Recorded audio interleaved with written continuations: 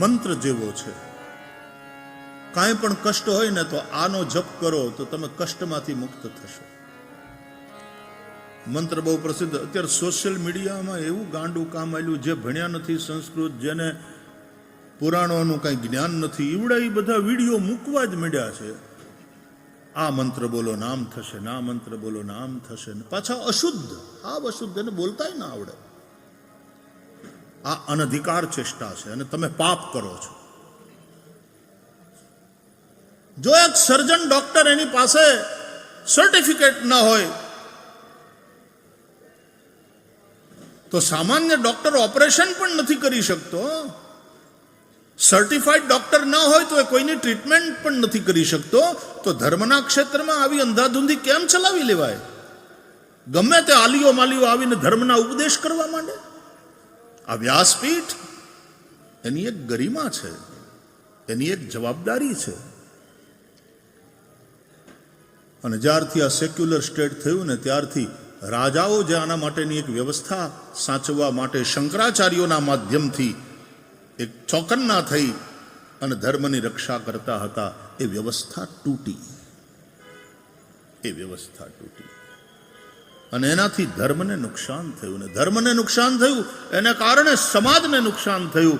સમાજને નુકસાન થયું, સમાજ નીચે પડ્યો, એને કારણે રાષ્ટ્રને નુકસાન થઈ રહ્યું છે. અનધિકાર ચેષ્ટા ન કરવી જોઈએ.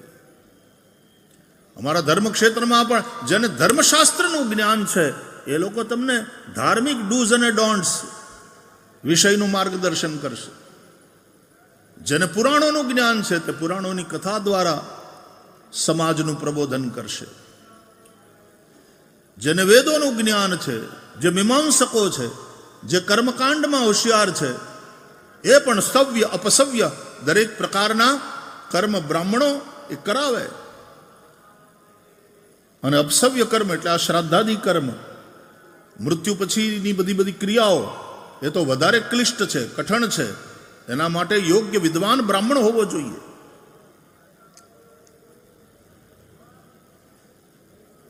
વાઈફાઈના પાસવર્ડમાં એક ખાલી લેટર આડો અવળો થઈ જાય ને તમારું કનેક્શન થતું નથી,